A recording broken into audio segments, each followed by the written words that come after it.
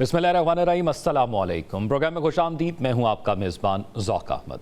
नाज़रीन, आज पाकिस्तान तहरीक इंसाफ इस्लामाबाद में जलसा कर रही है और बहुत से सवालात इस पर मौजूद थे और आज देखा जा रहा था कि क्या होता है, क्या हुकूमत अपनी रवायात को बदलेगी और पाकिस्तान तहरीक इंसाफ को जलसा करने देगी, और पाकिस्तान तहरीक इंसाफ क्या वक्त की पाबंदी कर पाएगी और जलसा जो NOC उनको जारी किया गया है उस पर ख़त्म कर दिया जाएगा।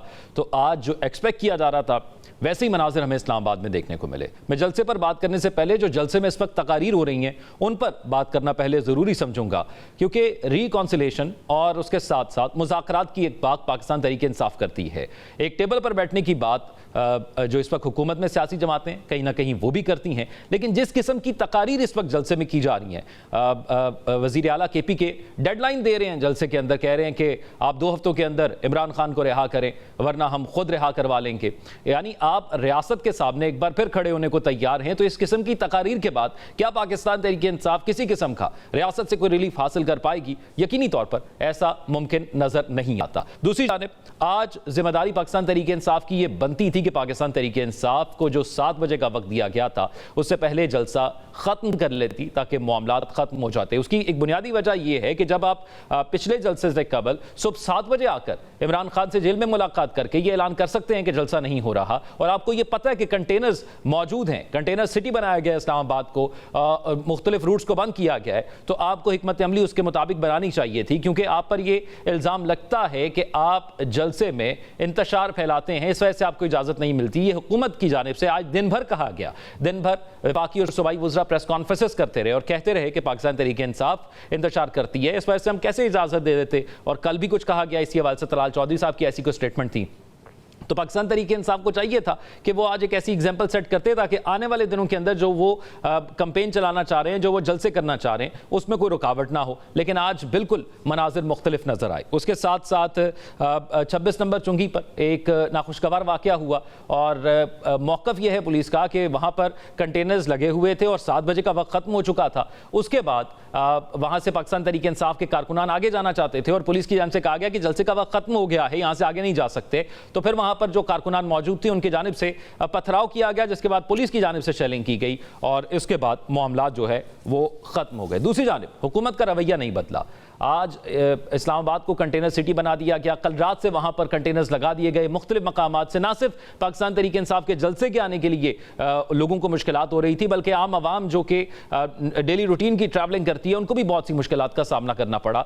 पुलिस की अपनी गाड़ियाँ फंसी रही, एम्बुलेंसेज फंसी रही। तो क्या इसको बेहतर तरीके से हुकूमत डील नहीं कर सकती थी? ये भी एक सवाल है जो आज प्रोग्राम के अंदर उठाएंगे। फिर हमने देखा कि वहाँ पर ईजी 2 से 3 माह के अंदर वहाँ पर धरने हुए इस्लामाबाद के अंदर, रावलपिंडी के अंदर TLP धरना देती है, जमात इस्लामी धरना देती है। कल रात को मौलाना फजल रहमान मजहबी जमातों के साथ एक बड़ी अच्छी कॉज के लिए जलसा लाहौर के अंदर करते हैं, बड़ा कामयाब जलसा किया जाता है और 12 बजे का बाद का वक्त हो जाता है। लेकिन किसी के खिलाफ जो पिछले दिनों के अंदर रावलपिंडी इस्लामाबाद में धरने हुए हैं और जलसा हुआ है, जो बेशक दफ़ा 144 इंप्लीमेंट की हो तो मुकदमा दर्ज नहीं होता। सिर्फ पाकिस्तान तहरीक इंसाफ को जलसा करने की इजाज़त नहीं है। जब पाकिस्तान तहरीक इंसाफ जलसा करने की बात करती है तो हुकूमती वज़रा भी सामने आ जाते हैं और सख्तियाँ भी बढ़ जाती हैं। और फिर एक बुनियादी वजह आज जलसे के अंदर ये रही कि कितने लोग थे और कितने नहीं थे। ये काउंटिंग भी पूरा दिन जारी रही। पूरा दिन वफाकी वज़रा बताते रहे कि जलसे में लोग नहीं हैं और जलसे में लोग आते भी रहे, एक मुनासिब मिकदार में लोग वहाँ पर मौजूद भी हुए। तो क्या ये हुकूमत की 5-6 महीने की जो कारकर्दगी है उसकी नाकामी समझे कि पाकिस्तान तहरीक इंसाफ के कारकुनान बड़ी तादाद के अंदर या मुनासिब तादाद के अंदर जलसागाह के अंदर आए हैं? दूसरी जानिब एक और अहम मामला है, कल रात गए मौलाना फजल रहमान साहब, जिनसे आसिफ अली जरदारी और वज़ीर आज़म पाकिस्तान शहबाज शरीफ साहब ने मुलाकात की गुज़िश्ता दिनों के अंदर, उन्होंने बड़ी सख्त तकरीर की है। उन्होंने कहा है कि 2018 का इलेक्शन तस्लीम किया, ना 2024 का इलेक्शन तस्लीम करते हैं। हुक्मरानों और इस्टेब्लिशमेंट को पैगाम है कि तुम्हारी असम्बलियों की कोई हैसियत नहीं। उन्होंने क्या कहा, आइए ये सुन लेते हैं। पैगाम देना चाहते हैं इस्टेब्लिशमेंट को भी, हुक्मरानों को भी, कि तुम्हारी इन असम्बलियों की अब कोई अहमियत नहीं है। अब अगर अहमियत है तो इस अवामी असम्बली की अहमियत है। तुमने मदारस को निशाने पर रखा हुआ है, अभी हमने फैसला नहीं किया, और जिस दिन हमने फैसला किया, खुदा की कसम खाकर कहता हूं, अल्लाह को गवाह बनाकर आपसे कहना चाहता हूं कि मुल्क छोड़ने पर तुम्हें मजबूर न किया, तुम्हें फजल रहमान नहीं। तुम मेरे मदरसे के एक ईंट गिराओगे मैं तुम्हारे इक़्तिदार की पूरी इमारत को ज़मीन बोस कर दूंगा। ये रात गए मौलाना फजल रहमान की तकरीर थी, इस पर भी प्रोग्राम में बात करेंगे। मैं अपने गेस्ट को इंट्रोड्यूस करवा देता हूँ। पाकिस्तान मुस्लिम लीग नून से किरण डार साहिबा हमें ज्वाइन कर रही हैं, जबकि पाकिस्तान तहरीक इंसाफ से अहमद अवैस साहब हमें ज्वाइन कर रहे हैं, जबकि पाकिस्तान पीपल्स पार्टी से शाहिदा रहमानी साहिबा हमें ज्वाइन करी है। मैं सबसे पहले पाकिस्तान तहरीक इंसाफ का मौक़िफ़ जान लेते हैं। अहमद अवैस साहब, ये आज क्या हुआ? 7 बजे का वक्त था, एक तवील फहरिस्त आपको दी गई थी कि ये NOC है, ये SOPs हैं, उसके बावजूद वक्त पर जलसा ना हो पाया। बिस्मिल्लाहिर्रहमानिर्रहीम। देखिए, ये SOPs जिस तरह से बनाई गई थी, ये तो जलसा ना करने की थी। इस तरह कभी पॉलिटिकल जलसे भी कभी ऐसे हुए हैं? आप हिस्ट्री उठा के देख लें, पाकिस्तान बनने से लेकर अब तक की देख लें, पाकिस्तान बनने से पहले की हिस्ट्री उठा के देख लें, और ममालिक की उठा के देख लें। कभी पॉलिटिकल जलसे जो हैं वो कभी टाइम फेज के अंदर भी हुए। लोग आते हैं, आप वॉर दूर ना जाइए, आप लॉयर्स मूवमेंट के अंदर chief justice supreme court Iftikhar Umar Chaudhry sahab, Lahore में जलसे का टाइम था कि जी शाम को 7 बजे जलसा होना है, रात को 12 बजे जलसा तक शुरू नहीं हुआ था।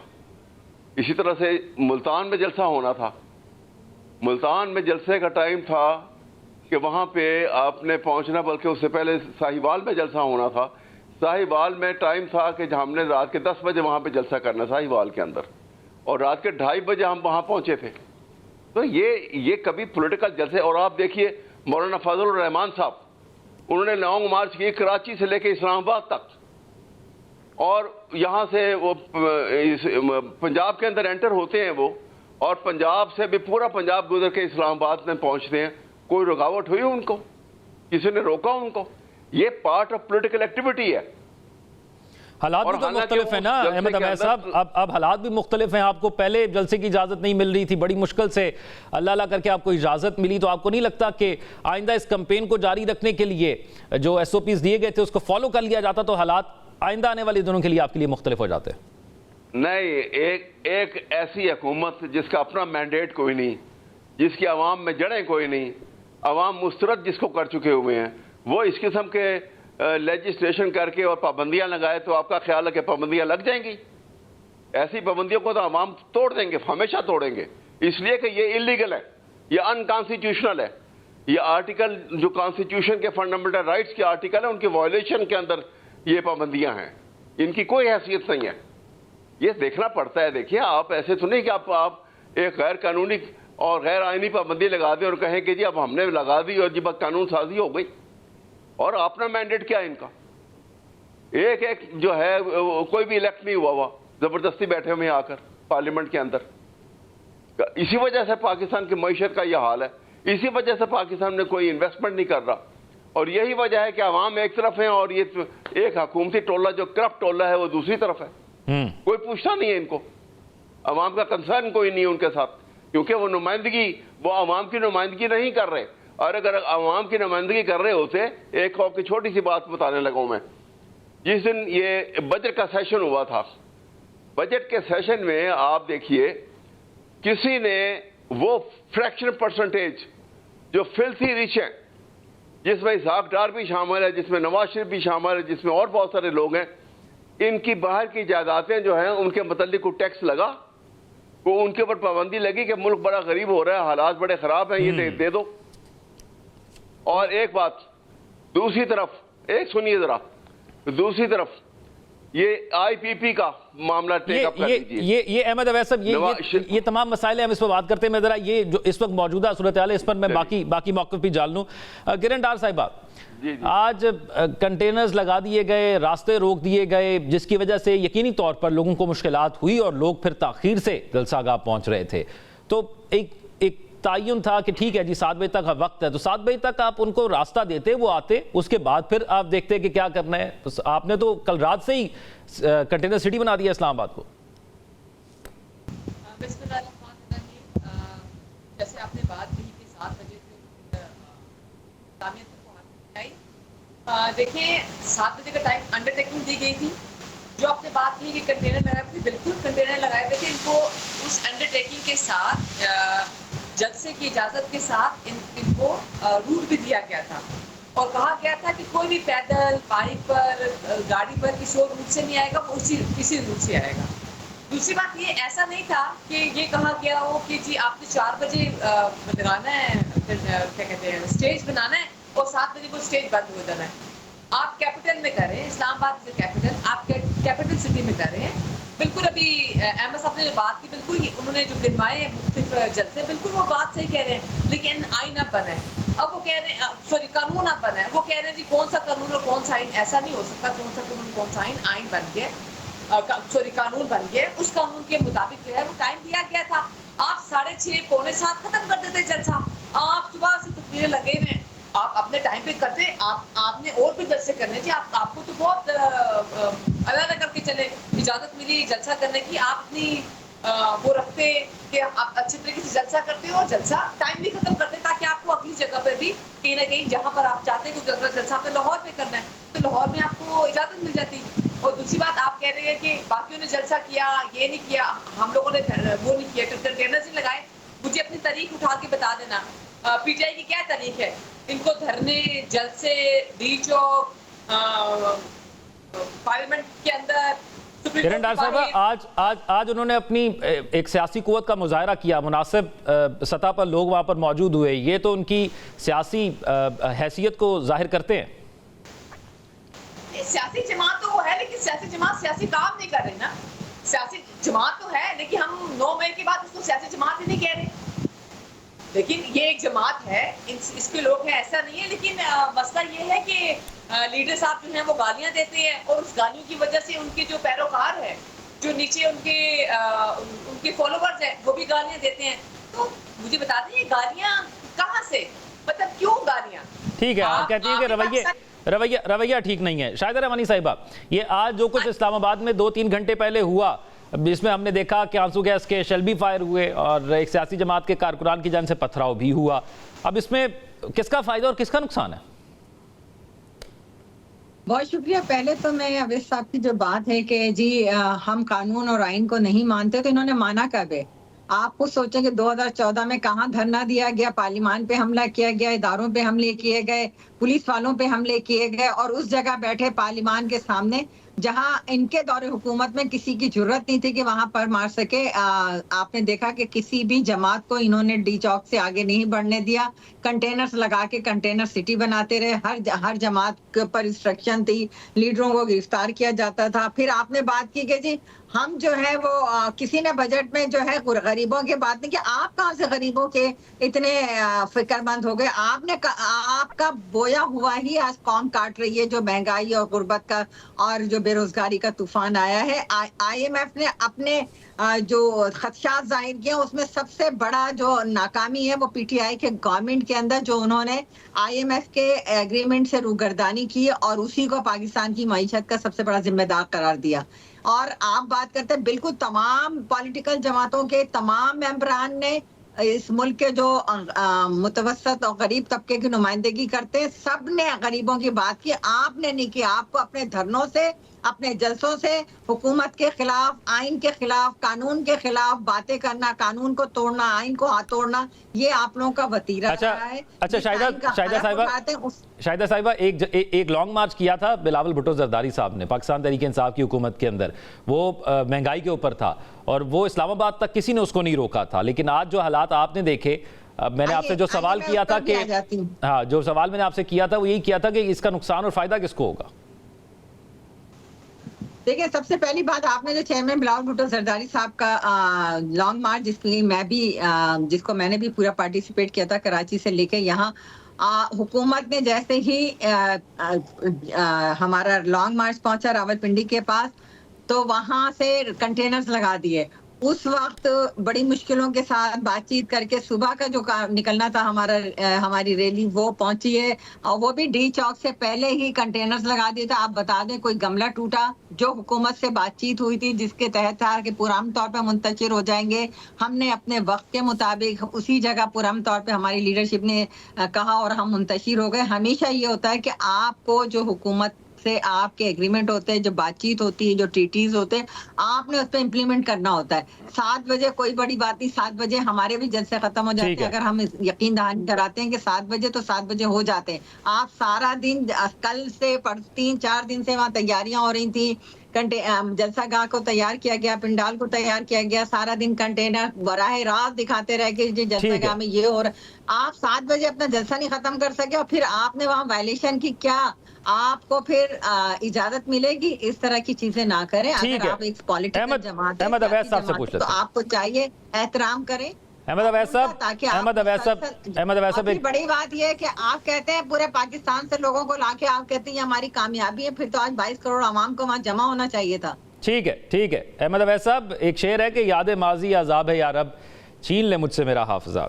ये माजी में जो कुछ होता रहा वो आज आप पर उसी बात की तनकीद की जाती है, और आज जब आपको कहा जाता है कि जलसे या किसी जुलूस की इजाज़त नहीं दी जाएगी, उसके पीछे बुनियाद भी यही बनाई जाती है कि माजी में जब पार्लियामेंट के बाहर धरना हुआ तो क्या हुआ, और खुसूसी तौर पर 9 मई के बाद तो फिर बिल्कुल ही आप पर पाबंदी लग गई। तो आपको लगता है कि ये एक ट्रैक रिकॉर्ड जो चला आ रहा था, इससे अब निकलना मुश्किल हो गया? नहीं साहब, ऐसी बात नहीं है। देखिए, अभी ये जो हमारा आज का जलसा था, ये कोई डी चौक में तो नहीं था। जो जगह जो है वो कंसेंसस के साथ फिक्स हुई कि यहाँ पे जलसा होगा, हमने वहाँ ही जलसा किया। हमने तो कोई एक स्टेप भी जो है वो डी चौक में आने का नहीं लिया बिल्कुल, और जलसे के अलावा भी कोई ऐसी पोजीशन नहीं ली कि जहाँ हमने जुलूस वहाँ से निकाल लिया और एक बहुत बड़ा इज्तिमा जो है वो इस्लामाबाद के डी चौक की तरफ बढ़ने लग पड़ा। कोई ऐसी बात नहीं हुई कतन भी, पहली बात। दूसरी बात ये है कि देखिए, ये अब जिस किस्म की अभी मोहतरमा भी बातें कर रही थी, आप देखिए कि मैं लॉन्ग मार्च जो है, जैसे आपने भी जिक्र किया, जरदारी साहब, इसके बिलावल भुट्टो जरदारी साहब ने भी लॉन्ग मार्च की, उससे पहले हमारे मौलाना फजलुर रहमान की थी। तो ये एक जमहूरी हक है, उसके अंदर वो हुए और पहुंच के उसके बाद मुंतशिर हो गए। यहाँ पे क्या होना था, अब जलसा होगा, जलसा हुआ, ख़त्म हो गया, उसके बाद सब चले गए। ये एक तरीक़ेकार है जहाँ से अच्छी हुकूमतें हों अगर, और वो सही मानों में आवाम की खिदमत करने वाली हों, तो उनको तो पता लग जाता है ये, बल्कि उनके लिए फ़ायदेमंद होती हैं कि ये पता लगता है कि कहाँ कहाँ कमज़ोरी है, और उसके लिए वो फिर सदबाब करते हैं। लेकिन यहाँ तो यहाँ उनको ये खौफ है, हर वक्त ये खौफ है कि ये पानी के बुलबुले की तरह हैं, इनके पीछे जो है इनकी जड़ें तो अवाम में है नहीं है। तो किसी वक्त में उनको ये खौफ है कि अवाम में जड़ें जिस पार्टी की हैं, किसी वक्त भी अवाम निकल के बाहर आ गए तो इनको तो पूछने वाला भी कोई नहीं है। ये तो एक सिर्फ मिलिट्री एस्टेब्लिशमेंट की। लेकिन ये जो 26 नंबर चुंगी पर आज हुआ, जिसमें कहा गया कि पाकिस्तान तहरीक इंसाफ के वर्कर्स ने वहां पर पथराव किया और उसके बाद फिर आंसू गैस के शेल बरसाए गए, इसको आप फिर कैसे डिफेंड करें? देखिए ना आप, इन्होंने वहां उनको उनके रास्ते रोके। अब देखिए ना, यहाँ पे जब आप दानिशा तौर पे एक इतना बड़ा इज्तिमा आ रहा है, आप उनके रास्ते रोकेंगे तो फिर ऐसी हरकतें तो होंगी वहाँ पर। मैं नोबडी अप्रूव, मैं उसको अप्रूव नहीं करता हूँ, लेकिन मैं ये कहता हूँ कि जब ऐसे मामलात होंगे, आप उनको आने देते। एक जज्बे के साथ एक जुलूस आ रहा होता है, उसके रास्ते में रुकावट कभी नहीं डाली नहीं जाती, और वो आते हैं और चले जाते हैं। और बाकी अभी दूसरी बात अभी ये कह रही थी कि ये इमरान खान ने बड़ी जो है इकॉनमी तबाह कर दी और उसके हम भुगत रहे हैं बैठे हुए। तो 2021 का मैं सिर्फ एक वाक़या बता दूं कि 2021 में पाकिस्तान के फॉरेन एक्सचेंज रिजर्व्स 28 बिलियन थे, जो सबसे एवर हाईएस्ट थे पाकिस्तान की हिस्ट्री के अंदर। पाकिस्तान की फॉरेन एक्सचेंज एक्सपोर्ट जो थी 37 बिलियन की थी, पाकिस्तान की हिस्ट्री में सबसे ज़्यादा थी। और वो कोविड की वजह से सबको पैसे जो है, जो गरीब लोग थे जो उस वक्त काम नहीं कर सकते थे, उनको बाकायदा तौर के ऊपर उनको एक कंपनसेशन अलाउंसेस वगैरह का जो इनेकाद किया गया। और उसके मुकाबले में देखिए पीडीएम की हुकूमत बनती है, शहबाज शरीफ साहब भी देखा देखी इन्होंने भी आटा बांटा, और इन्हीं के साथ इन्हीं के एक्स प्राइम मिनिस्टर शायद खाकान अब्बासी उसी वक्त आटा बांटा है। और वो अगले दिन टीवी पे आके कहा कि आपको मालूम है कि इस आटा बांटने में शहबाज शरीफ साहब ने 20 बिलियन का घपला कर गए हैं।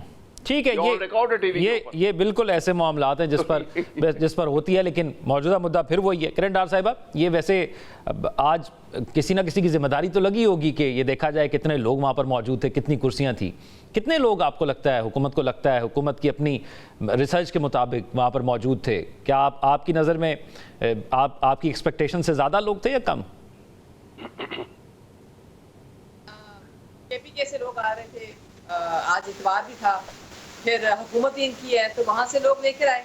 मैंने तो काउंटिंग नहीं की, मेरे ख्याल से आप, क्योंकि देखिए मैं हूँ मुस्लिम लीग से और मेरी काउंटिंग होगी तो आप उस काउंटिंग में कुछ ना कुछ ऐड कर देंगे तो बेहतर है। मेरे ख्याल से आपकी कैमरे की आंख जो है वो मुझसे ज्यादा अच्छी तरीके से बता सकती है कि कितने लोग थे। नहीं, वो दिन पूरा प्रेस कॉन्फ्रेंसेस हुई ना, उसमें कहा गया कि ड्रोन की फुटेजेस आनी चाहिए और फिर दिन पूरा जो है वो जो दिन की तादाद थी उसको गिनकर बताया गया वफाकी वज़रा की जानिब से कि लोग तो बहुत कम है। शाम का इंतजार तो हुकूमत ने भी नहीं किया। मुझे ये नहीं समझ आ रही कि प्रेस कॉन्फ्रेंसेस को क्यों इतना कहा जा रहा है कि जी इतवार के दिन प्रेस कॉन्फ्रेंस। मुझे बता दें जो पॉलिटिकल इंसान है, पॉलिटिकल लोग हैं, हुकूमत है, हुकूमत का तो कोई इतवार नहीं होती, हुकूमत की तो कोई पीर नहीं होती, कोई जुम्मा नहीं होता हुकूमत का, हुकूमत तो हर वक्त काम कर रही होती है।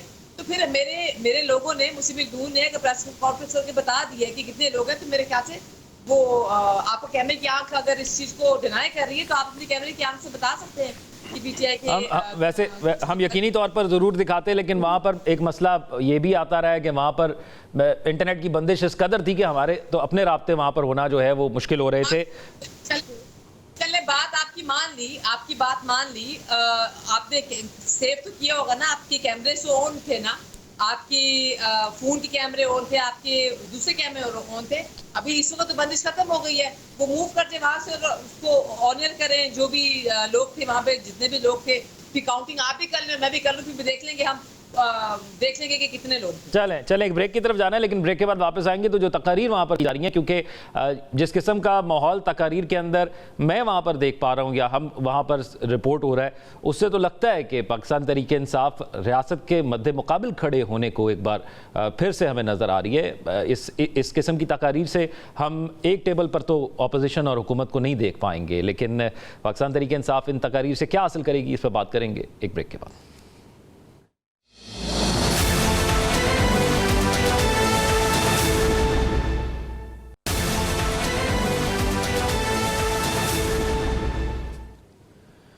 ब्रेक के बाद खुश आमदीद।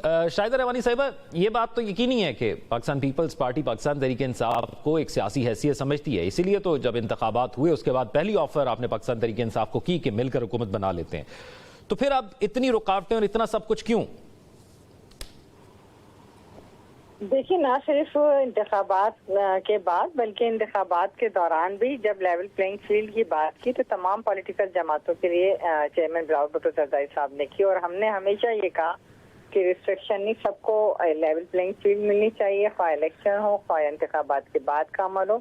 और यही वजह है कि हमने PTI को हमेशा, जब हम अपोजिशन में थे और PTI गवर्नमेंट में थी, जब भी हम कहते थे कि रिकंसिलिएशन को लेकर चलें, मुल्क में जो माशी बहरान है और किसी भी किस्म का हमें मुश्किलात का सामना है, तो तमाम पॉलिटिकल जमातों को साथ चलना चाहिए। क्योंकि हाँ, इलेक्शन के दौरान बिल्कुल आपके इख्तिलाफात होते हैं, हर एक अपना पार्टी मंशूर लेकर मैदान में आता है आवाम से वोट लेने के लिए, लेकिन जब इंतखाबात खत्म हो जाते हैं तो फिर हमें इस मुल्क के लिए, इस मुल्क के आवाम के लिए काम करना होता है। यही वजह है कि हमने बारहा, जब अपोजिशन में थे, जब हम गवर्नमेंट में थे और अभी भी हमने मुस्तकिल ये कहा कि सियासत में मुज़ाकरात के दरवाजे बंद नहीं होने चाहिए, हमें तमाम पॉलिटिकल जमातों को साथ लेके चलना चाहिए। इस मुल्क के मफाद के लिए, जमहूरियत के मफाद के लिए हम सबको साथ लेकर चलना चाहिए। तो अभी भी हमारे किसी किस्म के कुछ इख्तिलाफ नहीं, लेकिन अगर है तो वो इमरान खान साहब को है, जो हमेशा ये कहते हैं कि मैं साहूकार हूँ, बाकी सारे चोर हैं, डाकू हैं। वो इस तरह के अल्फाज इस्तेमाल करते हैं। कभी भी किसी पॉलिटिकल जमात की लीडरशिप की कभी उन्होंने इज्जत नहीं की। आप सोचें कि मोहतरमा शहीद बेनज़ीर भुट्टो साहबा की शहादत हो गई, उन्होंने कभी उनके लिए कंडोलेंस नहीं किया, किसी से ताज़ियत नहीं की। उनके अंदर इतना एरोगेंट, इतना तकब्बुर, ये चीज़ें ईगो पॉलिटिक्स में नहीं होती, कहीं भी नहीं होनी चाहिए। और पॉलिटिक्स में तो खास तौर पे एक रवायात होती है, अक़दार होती है, उसकी पासदारी की जाती है। पार्लिमानी जो रवायात हैं उसके मुताबिक आप देख लें कि तमाम जमातों के लीडरान एक दूसरे के साथ रिस्पेक्ट करते हैं, इज्जत से पेश आते हैं। लेकिन कभी ये नहीं कहते जिस तरह इमरान खान साहब का लहजा होता, ओए फला मैं यूं कर दूंगा, तुझे नहीं छोड़ूंगा, फला ने इसके एसी निकाल दूंगा, इसको ये कर दूंगा, उसको बंद कर दूंगा। मतलब कोई अखलाकियात नहीं रह गई, कोई किस तरीके का कल्चर को इंट्रोड्यूस कराया है। और इसी तरह वो जब भी खड़े होते हैं तो उनकी एक ही बात होती है। तो इस तरह एक ताली एक हाथ से तो नहीं बचती ना, हमेशा रवैयों को नरम करके मुफाहमत के साथ चलना चाहिए, बिल्कुल रवादारी करनी चाहिए। ये बहुत हो चुका है कि हम एक दूसरे को चोर कहें, डाकू के, उसमें नुकसान है, फायदा नहीं है। ठीक है। अच्छा अहमद अवैस साहब, ये मैं इंट्रो में भी बात कर चुका हूँ जिस किस्म की तकरीर वहाँ पर हो रही हैं, और आज एक बार फिर एक बार पहले भी कहा गया था कि हम इस्लामाबाद आएंगे वज़ीर आला KP की जानिब से और जेल तोड़कर जो है वो बानी चेयरमैन तहरीक इंसाफ इमरान खान को लेकर चले जाएंगे। आज भी यही तकरीर उनकी जानिब से की जा रही है और रियासत को कहा जा रहा है, मैं धमकी कह लूँ या क्या कह लूँ, कि कहा जा रहा है कि 2 हफ्ते का वक्त है, आप इमरान खान को रिहा करें वरना हम खुद रिहा करा के चले जाएंगे। ये बयानात आप समझते हैं कि इस मौके पर ये जो मौजूदा सिचुएशन है, जब आपके रियासत के साथ मामला ठीक नहीं है, मुनासिब है? नहीं, देखिए बिल्कुल मुनासिब नहीं है, लेकिन ये तकरीर जो माहौल है इसमें तकरीर में इस किस्म की रेटरिक्स वगैरह जो है वो अक्सर सारे पॉलिटिशियन करते रहते हैं, इनकी कोई हकीकत से ताल्लुक नहीं होता। और वो एक जो बेटर सेंस है वो बहरहाल प्रिवेल करनी चाहिए, ये बातें नहीं होनी चाहिए, आई डोंट अप्रूव। लेकिन जो हाल आप माहौल देखिए ना, एक तरफ आपने कभी ये गौर किया है, ये तो बात आपको बड़ी जायज़ है जो आपने पॉइंट आउट की है, लेकिन दूसरी तरफ देखिए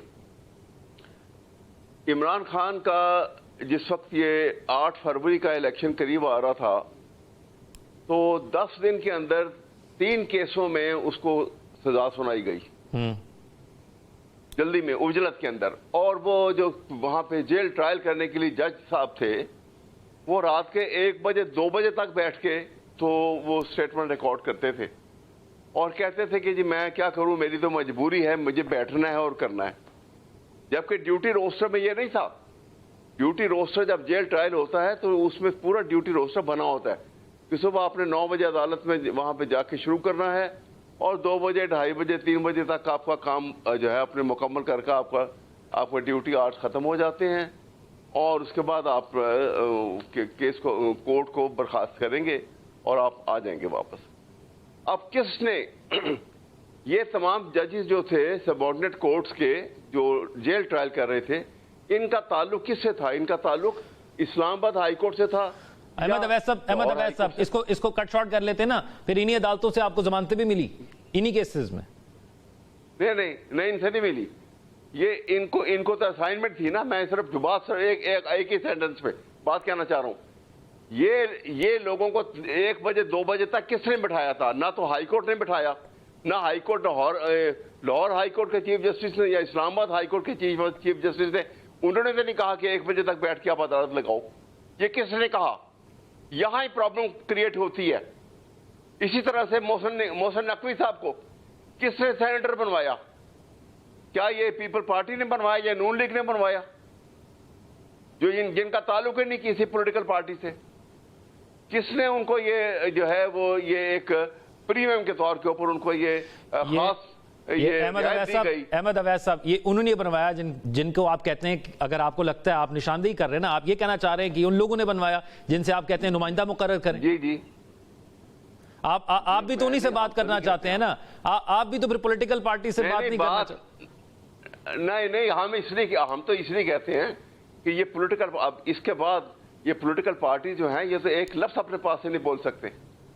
न शहबाज के पास ये ताकत है, ना किसी और के पास ताकत है। चले किरण डार साहब उनको स्पीड अप करेंगे, ये आगे से बात करते हैं। किरण डार साहब ये जो बात, इस वजह से मजबूरन ये बात करते हैं। ये एक तो ये बात जो तो हम तो बिल्कुल एक तो बात अहमद अवैस साहब जो कह रहे हैं कि आपके पास तो इख्तियारात की कोई पावर ही नहीं है, और जब से ये हुकूमत आई है तब से पाकिस्तान तहरीक इंसाफ आपके बारे में ये मौक़िफ़ रखती है। दूसरा, जिस किस्म की बातें जलसे में हो रही हैं, क्या आज के इस जो पाकिस्तान तहरीक इंसाफ का पावर शो है किसी किस्म का दबाव हुकूमत पर आएगा? बता दें, जलसों की शुरू होने वाली जमात के बारे में मैं क्या बात करूँ। आपको 2014 का जलसा भी याद होगा, जब सदर आ रहे थे चाइना के, तो ये तो पाकिस्तान जब किसी खुशहाली के सफर पे चढ़ने की कोशिश कर रहा होता है तो इनके धरने, इनके जलसे शुरू हो जाते हैं। और जहां तक बात कही इन्होंने, हमने चार्टर ऑफ डेमोक्रेसी की भी बात की, चार्टर ऑफ इकोनॉमी की भी बात की। जब हम अपोजिशन में थे तब भी हम बात करना चाहते थे। बात तो ये हमसे नहीं करना चाहते। और इनसे पूछें कि जो अभी आपसे बात कर रहे थे अहमद साहब कि जी मोहतर रफी को किसने बनाया और इसने किसने बनाया, इनसे पूछें ये पौने 4 साल, 3.5 पौने 4 साल जो ये रहे हुकूमत में, तो बता दें बजट और जो कानून होते थे वो पास करने के लिए इनको फोन कहाँ से आता था। मैं इतने अरसे से सियासत में हूँ, मुझे तो आज तक मेरी पार्टी की तरफ से फोन आया है जी इजलास है, मैसेज आया करता है, आज भी मैसेज आता है और हमें कहा जाता है जी हमें तो कहीं से फोन नहीं आते। ये किसकी बात कर रहे हैं, पहले अपने गिरबान में झांके और फिर बात करें। और यही बात ये हम मईशत को बचाने के लिए काम कर रहे हैं। हम शहबाज साहब की अपनी जबान है, उनका वो अपनी मुंह से बात करते हैं, वो बिल्कुल जो है ना वो पाकिस्तान के लिए बात कर रहे हैं। कमाल है जी, आप ये बात कर रहे हैं कि हम अपने मुस्लिम एक नून अपने मुंह से कुछ बोल नहीं सकती। हम अपने ही, मैं भी अपने मुंह से बोल रही हूँ, हम सब अपने मुंह से बोल रहे हैं हम किस पाकिस्तान के लिए हैं। आपने पाकिस्तान के लिए कुछ नहीं किया सवाए मुझे बता दें पीटीआई की दौरे हुकूमत में हमारी अपोजिशन की पहली 2 लाइनें थी ना, वो सारी जेल में थी। इनकी बात शुरू होती थी तेरे नाम से शुरू और तेरे नाम पे खत्म। अपोजिशन ये, अपोजिशन ये, अपोजिशन ये, अपोजिशन ये, करप्ट, बुरे, हम बहुत बुरे। आप पौने 4 सालों में काम करके दिखाते ना, आपने सवाए। अच्छा किरण डार साहिबा, अगर पाकिस्तान तरीके इंसाफ के दौर में अगर ये चीजें गलत थी, तो अगर ये चीजें रिपीट हो रही हो तो क्या ये सही होंगी?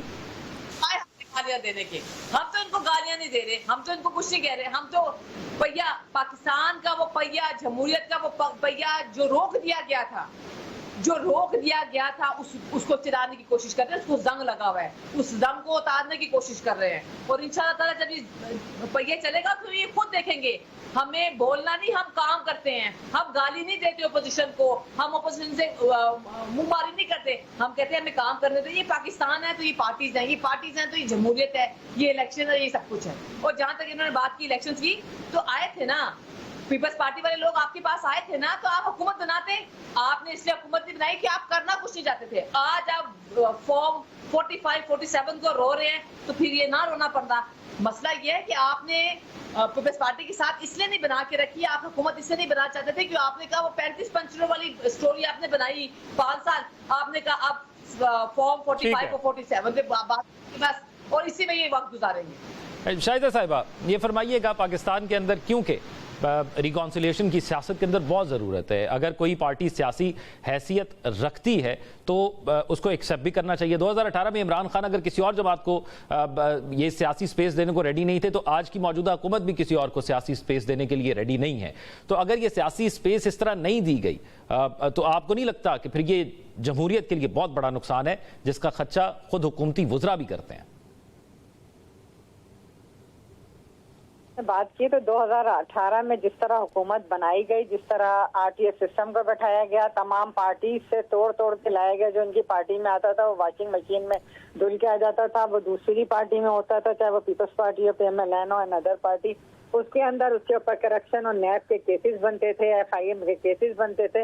ये तो आपको भी याद होगा ना। हमने अल्हम्दुलिल्लाह ये सारे काम नहीं किए कि उठा के इस तरह के काम करें। आज आपने कहा कि बिल्कुल रिकंसिलिएशन की उस वक्त भी जरूरत थी, आज भी जरूरत है और हमेशा रहती है।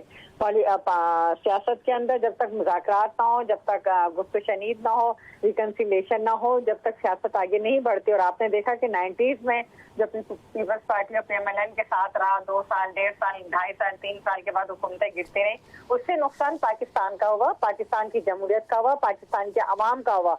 और यही वजह है कि शहीद मोहतरमा बेनज़ीर भुट्टो साहिबा ने तमाम माजी के इख्तिलाफात को भुलाकर और नवाज शरीफ साहब के साथ रिकंसिलिएशन का, मिसाकी जमहूरियत का जो मुआहदा किया 2006 में, उसके बाद तसलसल के साथ हमें बहुत बड़ा नुकसान हुआ है। 2008 से 13 तक आपने देखा कि एक हुकूमत जमहूरी पहली मरतबा पाकिस्तान में 5 ईयर कंप्लीट किए।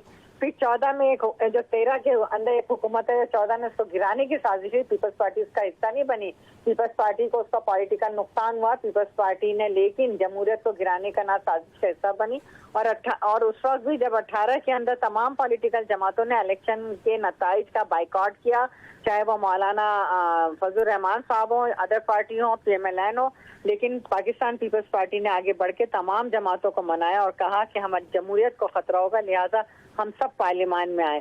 और आपने देखा उस वक्त भी हमने अपना किरदार अदा किया। और आज भी जब PMLN को हम तो PTI के पास भी गए, जब उन्होंने हुकूमत, कोई भी पार्टी इस पोजीशन में नहीं थी कि वो हुकूमत बना सकती, जब PTI ने इनकार किया तो हम PMLN के साथ हैं। हम इक़्तिदार का हिस्सा नहीं है, लेकिन हम जमहूरियत को बचाने के लिए, मुल्क को माशी बहरानों से निकालने के लिए इस वक्त PMLN को हमने सपोर्ट ठीक है, सपोर्ट किया आपने। और इस वक्त अशद ज़रूरत है एक और मिसाके जमहूरियत की, मुझे लगता है, ताकि सब बैठ सकें। ब्रेक की तरफ जाना है, लेकिन ब्रेक के बाद आएंगे तो दो अहम मामला, एक मौलाना फजल रहमान ने जो कल रात गए तकरीर की वो, और उसके बाद फिर जो टाइम्स ऑफ इसराइल के अंदर एक आर्टिकल छपा, उस पर भी आज काफ़ी बयानात सामने आए हैं। राना सनाउल्लाह का बयान सामने आया है, मरियम औरंगजेब साहिबा का बयान सामने आया है, उस पर भी बात करेंगे, लेकिन एक ब्रेक के बाद। Stay with us.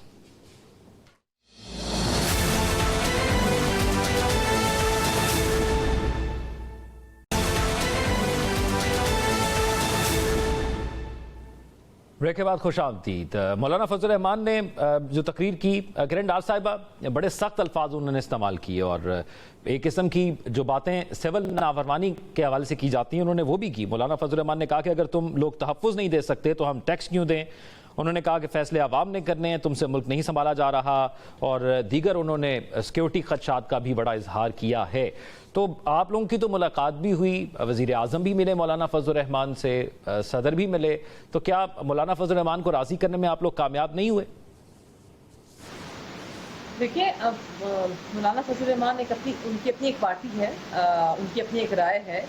जलसे में उन्होंने बात की, डेफिनेटली आपने उनकी 2 दिन पहले जब असेंबली में थे और असेंबली के फ्लोर पे भी उन्होंने बात की कि हुकूमत के साथ हमें चलना है, क्योंकि जमहूरियत के लिए चलना है। और देखें, ईवान की ज़बान में और जलसों की ज़बान में फ़र्क भी होता है, ये एक हकीकत है। वो मेरे बड़े हैं, फजल रहमान साहब हमारे बड़े हैं, डेफिनेटली कुछ ना कुछ इख्तिलाफात बीच में आते हैं, पार्टीज में आते हैं, लेकिन फिर भी वो बड़े, मुझे नहीं लगता कि मैं उनके बारे में कोई बात करूं। लेकिन देखें, जब लोगों को रिलीफ देने की हम कोशिश कर रहे हैं, आपने देखा पंजाब में रिलीफ मिला बिजली के बिलों में, ये रिलीफ यहाँ पर ख़त्म नहीं होगा, ये इससे आगे जाएगा इंशाल्लाह ताला, और रिलीफ हम कोशिश करेंगे हम इससे आगे जो है। किरण डार साहब, उन्होंने असेंबली में ये भी कहा था कि सीनियर सियासतदानों का किरदार सियासत से ख़त्म किया जा रहा है। उन्होंने इस बात पर जो है वो एहतजाज किया अपनी तकरीर के दौरान।